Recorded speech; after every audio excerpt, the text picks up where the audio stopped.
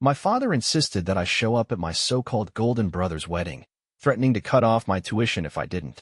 But they sure weren't expecting my response. I told them I was already making more money than him. That shut them up real quick. My father has always treated me like the afterthought of the family, the kid who just blended into the background. He was obsessed with my brother, still is. And you know what? He made it crystal clear. I don't care if you got into some fancy college, he said. You're going to the local one because we don't want your brother getting jealous. So, what did I do? I played along. I smiled and said, all right, Dad. Sure. Fine. But on one condition, I had to stay in the dorms. That was my way out. I told him I was at the local college, but in reality, I was living a whole different life. I took my scholarship and went to that prestigious university he knew nothing about. Now, when he finally finds out, oh, he's gonna explode. But here's a question for you. What would you do if the people who barely acknowledged you for years suddenly demanded you show up and play the part of a loving family member for just one day? Sounds ridiculous, right? But that's my life. Always has been. Let me take you back to where it all started. My name's Ethan, and if you haven't figured it out yet, my family's a mess. I mean, can you even call it a family? What do you call the people who brought you into this world only to toss you aside when they found a better version of you? If things had been fair, if my parents had treated us both the same, maybe I would have had a happy family. But no, my parents are a couple of biased fools who decided a long time ago that I was just background noise. All because my brother, Derek, was the healthier baby. Derek was one of those chubby, adorable infants everyone wanted to hold. Meanwhile, I was the skinny, unimpressive kid no one paid attention to. But should that really be enough to make parents play favorites? You'd think not, right?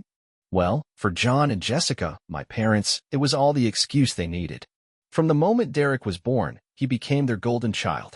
Everyone doted on him, while I faded into the background. Not because he was special, he wasn't. He was just the cuter one, the one people naturally gravitated toward. Me? I was just there. You can probably guess how rough my childhood was. My parents barely acknowledged me beyond the bare minimum: food, shelter, the basics. Meanwhile, my brother soaked up all the attention, and he let it get to his head. Derek turned into a spoiled, self-centered brat, and because of that, our relationship was exactly what you'd expect. I was quiet, introverted. He was loud, obnoxious. And yeah, my younger brother bullied me. Can you believe that? My little brother made it his mission to make my life miserable. Whether it was throwing tantrums to ruin my plans or straight up stealing my stuff, he always found a way to get under my skin. It was already bad enough on its own, but with parents like mine? Forget it. My mother and father were the reason Derek became the way he was. While he got new toys, constant praise, and all the love, I got nothing. My birthdays were an afterthought. My achievements? Never worth celebrating. My role in the family? A prop in the background. One time in 3rd grade, I came home with straight A's on my report card. I was so proud, thinking maybe, just maybe, I'd get some recognition. But when I handed it to my mom, all she said was, "That's nice." Then she turned right back to gushing over some lopsided dog drawing Derek had done. That thing got prime real estate on the fridge. My report card? Tossed into the junk drawer like it didn't matter. And that was my life. I was the forgotten report card. Derek was the masterpiece. But it didn't stop at the little things. Oh no, Derek had a say in everything. Where we went on vacation, what we ate for dinner, what we watched on TV. Anytime I tried to have a preference, I was immediately shut down. And that little jerk loved every second of it. He was the king, and I was just there to serve. So, of course, I wanted out. College was my golden ticket. I worked my ass off and landed a scholarship at one of the best universities in the world, the kind that guarantees a bright future. Getting in? A dream come true. But here's the problem. It was states away. And just like everything else in my life, my parents weren't about to let me have it. Want to know the reason behind all this? Of course, it was Derek. My parents tried to sell me on the idea that the local college had better opportunities and options, but I wasn't buying it. The real reason? They were worried Derek might feel bad that I got into a prestigious school while he didn't. Since he wasn't exactly a genius when it came to academics, they figured it'd be better if I stayed local, just so he wouldn't feel inferior. And why was that my problem? If he wanted something, he could have worked for it, just like I did. But that logic didn't make sense to my parents. Their solution? Make me take the hit instead. The whole thing was ridiculous. Deep down, I knew they were just trying to keep me from outshining him. It was like they saw my potential but chose to ignore it, because acknowledging it might somehow take away from Derek's golden boy status. Otherwise, why would they push so hard for me to stay behind while giving him endless support, even though he lacked any real ambition? It was as if my success was never meant to be part of their plan. But did I give in? Not a chance. I'd already sacrificed too much playing along with their absurd favoritism, and I decided I was done. So, I told them I'd go to the local college, but only if I could live in the dorms. They agreed, almost too eagerly, thinking they had convinced me. But had they? Not even close. I took my scholarship, packed my bags, and moved to another state while they still thought I was right down the road. And you know what? It worked out perfectly. The prestigious university I got into offered my finance degree in just 2 years, compared to 4 at the local college. That meant I'd be out of school and on my way to a career before my parents even realized what had happened. Looking back, it was the best decision I ever made. Not only did I escape the toxic environment my parents created, but I also set myself up for real success. This college was a launching pad for a better life. Right after graduation, I landed a 6-figure job, and now, a year later, I'm already on track for a promotion. And the best part? I made it all happen.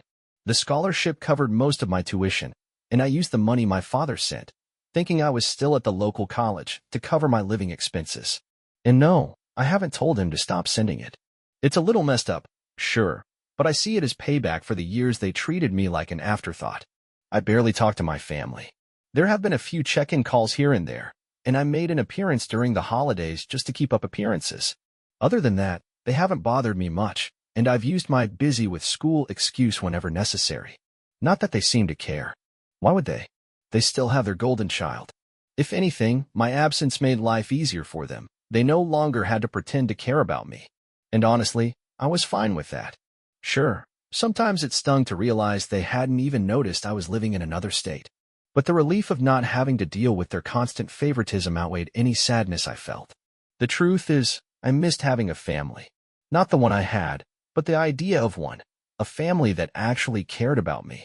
I had friends, a good job, a promising future, but there was always this nagging feeling that something was missing. Until this morning, fixing that felt impossible. Then my father called. Derek was getting married, and my father wanted me there a few days early to help with the preparations. The request caught me completely off guard. Was he seriously asking me to come home? I'd been waiting for this moment for years, hoping for the day my parents would acknowledge me as part of the family. And now, my father was telling me he wanted everyone there, including me. It hit me hard. I won't lie. For the first time, it felt like they actually saw me. But then reality kicked in. These were the same people who ignored me my entire childhood. They didn't even know their eldest son had been living states away for years. Did I really want to walk back into that house, just to be treated like an afterthought all over again? And now, I'm stuck at a crossroads. I miss the feeling of having a real family. It would be nice, just for once, to feel like they actually cared about me. But the idea of going back, only to get my hopes up and have them crushed all over again, that scares me more than I'd like to admit. Should I accept their invitation and show up for my brother's wedding, just for the sake of family? Or should I stick to my decision to stay far away and not give them another chance to hurt me? Well, after 2 days of thinking it over, I made my choice. Some of you might not agree with it, but I decided not to go. And honestly, it feels like one of the best decisions I've ever made. Spoiler alert, my parents haven't changed, and they never will. So, here's how it all went down. After thinking it through, I sent my father a simple text. I won't be able to make it. No long-winded excuses, no explanations. Because, honestly, I wasn't going to go, no matter what. I expected some kind of reaction, but I didn't think the guilt-tripping would start so fast. Within an hour, my phone was blowing up. First, my mother tried to play the sympathy card. And to be that brother? You know how disappointed he'll be if you're not there. She went on about how much it would mean to Derek if his older brother showed up, throwing in the whole "you only have one family" speech for good measure. And you know what? I didn't care. Derek never showed up for any of my important moments. Not once. So why should I break my back for his? Yeah, you only get one family, but only if they act like one. So, I told my mother the same thing I told my father. I wasn't coming. When guilt-tripping didn't work, my father decided to try a different tactic. At first, he kept it calm, talking about how families should stick together for things like this. But when I still wouldn't budge, he got desperate. That's when he tried to play dirty. He called me up and dropped what he probably thought was his trump card. If you don't come to your brother's wedding, we'll stop paying for your tuition. Yeah, he actually said that.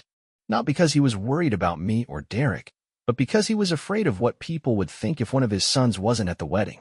It was all about appearances, how the family looked to others, not how we actually were. And that's when I lost it. How selfish could someone be? Threatening to cut me off financially just so I'd show up for a wedding? It was beyond ridiculous. But what really made me laugh? I didn't even need their money. So, I told my dad, go ahead. Stop paying for my tuition. I'm still not coming, and nothing you say will change that. I still hadn't told them that I'd graduated a year ago, had a six-figure job, and was living states away with a life they could never have given me. And I didn't want them to know, not yet. Because the second they found out, they'd find a way to mess it all up. I will tell them eventually. Just not now. And let me tell you, my refusal infuriated my father. He ranted about how ungrateful I was, how I'd always been difficult. And then, as if he had the ultimate power move, he threatened to withdraw my name from the local college to teach me a lesson. Like that was supposed to scare me. He had no idea I had never been enrolled there in the first place. I could have told him the truth right then and there. But where's the fun in that? So now, I'm just sitting back, waiting for him to march into that college and try to pull my non-existent records. I can only imagine his face when he realizes I was never there to begin with. It's only a matter of time before my phone rings again, filled with another round of shouting. And honestly, I can't wait. After our last conversation, I had a feeling my father wouldn't take my refusal lightly. And, surprise, surprise, I was right. It started this morning with an angry phone call. My dad was livid. The first thing out of his mouth? Where the hell have you been all this time? And what have you been doing with all the money I sent for your tuition? It was like watching a toddler throw a tantrum because he didn't get his favorite toy. Except this time, it wasn't a toddler, it was my father, losing his mind over the realization that something wasn't adding up. Because after our last conversation, my dad actually went down to the local college to pull my records. And that is where things got really interesting. So, my dad actually went through with it. He marched into that local college, all fired up, ready to teach me a lesson by pulling my name from their records. He really thought that suspending my education would force me to show up for Derek's wedding. Too bad for him, there was one major flaw in his plan. I was never enrolled there in the first place. I can only imagine the scene, him standing there, demanding they withdraw a student who didn't even exist. It must have been a hell of a wake-up call. And from the way he sounded when he called me afterward, I could tell he wasn't just mad, he was humiliated. He demanded answers. Wanted to know where I had been for the past 3 months and what I had done with all the money he'd sent for my tuition. Honestly, the whole situation was so absurd, I couldn't stop laughing. But after letting him stew for a bit, I finally decided to drop the truth on him. I told him I had graduated on a scholarship a full year ago. And that, yeah, the money he'd sent had been helpful, but it didn't go toward any college tuition. Then I hit him with the real bombshell. I was earning a 6-figure salary now. More than him. At first, he thought I was joking. But as reality set in, I could hear the disappointment creeping into his voice.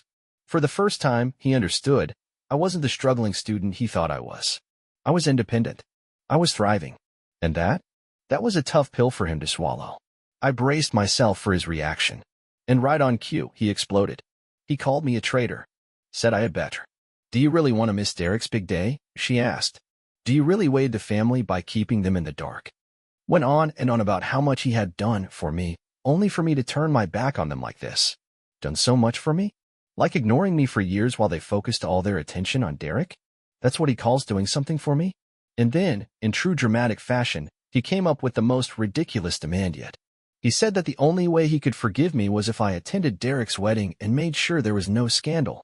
No gossip about our perfect family. I couldn't believe it. Even after everything, all he cared about was appearances. Where was all this concern for the family image when they were treating me like I didn't exist? Why was it suddenly such a big deal now? I told him straight, I didn't need his forgiveness. And I sure as hell wasn't going to be part of their little charade, pretending we were one big happy family. But he didn't give up. He started begging me to go to the wedding. At that point, he wasn't just angry, he was desperate.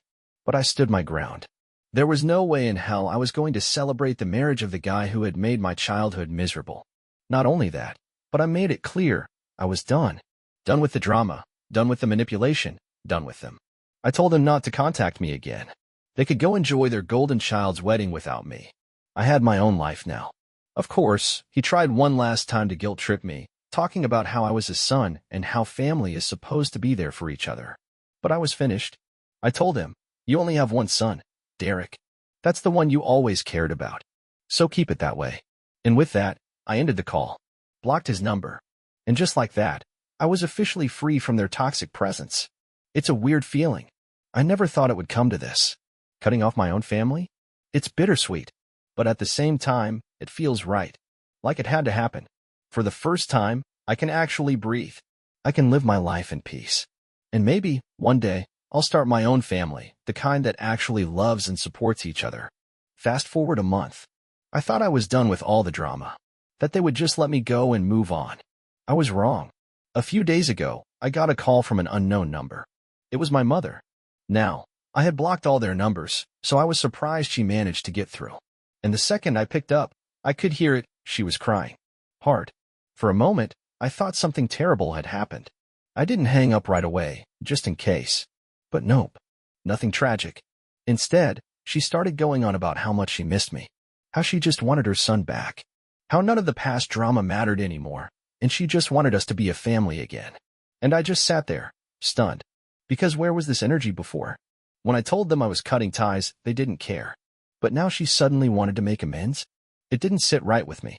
Something felt off. So I told her I'd call her later and hung up. Then, trusting my gut, I called my aunt, my mom's sister, to see if she knew what was going on. And that's when everything clicked. Turns out, Derek's wedding never happened. Because his perfect fiancée? She was a complete fraud. Before the wedding, she convinced Derek, my parents, and a handful of other family members to invest all their savings into a too-good-to-be-true business opportunity. And then she ran, took every last cent, and disappeared. No wedding. No money. Just a massive disaster. And that wasn't even the worst part. According to my aunt, my father was already in deep trouble before this. Apparently, he picked a fight with an employee and his family, and that led to a major financial loss for his business, which was already barely holding on. And now it all made sense. This is why he was suddenly so eager to have me at the wedding. It all made sense now. My father hadn't been trying to mend things out of love or regret. He was trying to save face. He wanted to present the illusion of a united family, a picture-perfect life, to distract from the disaster unfolding around him. But, of course, that didn't work. Derek's fiancée scamming them was just another nail in the coffin. Their problems kept piling up, and their losses kept growing. And then came the worst blow. In a last-ditch effort to save my father's struggling business, my parents put their house up as collateral for a loan. And, just like everything else they touched, that backfired too. Now they were on the verge of losing their home. The place they had poured everything into was about to be taken from them. Their only option was to move into a rundown trailer or some cramped studio apartment, because that's all they could afford. And suddenly, my mother's phone call made perfect sense. She didn't call because she missed me. She didn't call because she wanted me back. She called because they were desperate. They had finally realized I was doing well for myself, and now they saw me as their only way out, their safety net. And I wasn't playing that game. I had spent too many years being overlooked, dismissed, and pushed aside for Derek's sake. Now, they expected me to swoop in and fix everything? No, absolutely not. The irony of it all was almost poetic.